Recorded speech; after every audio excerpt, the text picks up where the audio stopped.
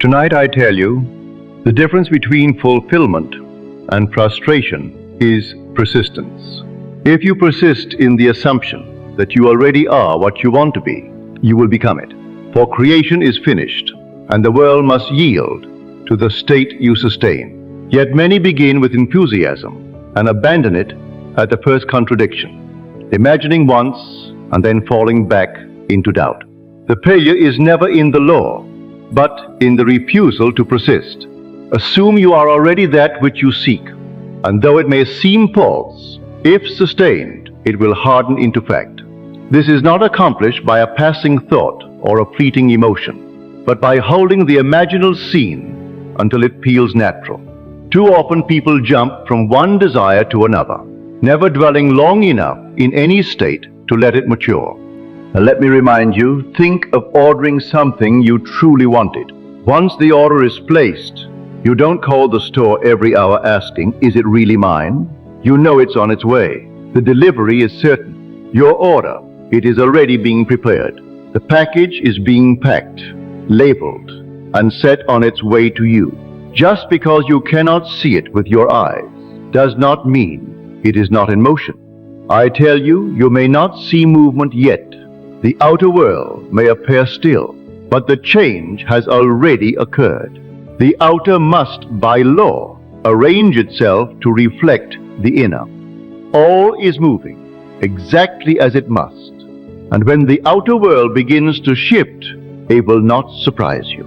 It will feel as natural as a parcel arriving at your door, the very one you ordered, in the exact way it was intended to arrive.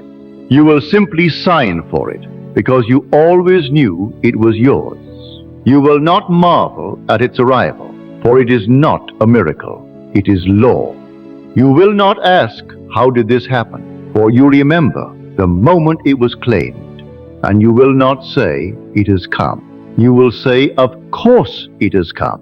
I say to you, nothing can be withheld from the state you have faithfully occupied. This is the law, certain, unbroken, and yours. Assumption, if persisted in, becomes fact. One effort will not do, for the seed must be watered. Night after night, you must return to the end, until it is no longer a struggle to believe, but the most natural thing in the world. Faith is not a passing thrill. It is the steadfast refusal to turn back. When you ask, "Why has it not come?" you confess you have left the end and bowed again to doubt. I tell you, the remedy is always the same. Go back. Stand once more in the finished act and remain there until it clothes itself with reality. So I say to you, examine yourself. Do you persist in the assumption with the same certainty you give to a parcel already on its way? Or do you abandon it the moment the senses deny you? I tell you, the Lord never fails. It is man who fails when he wavers. Stand in the end until it feels inevitable. Return to it until it holds you. And the world, bound by law, will arrange itself into the fact your persistence has commanded.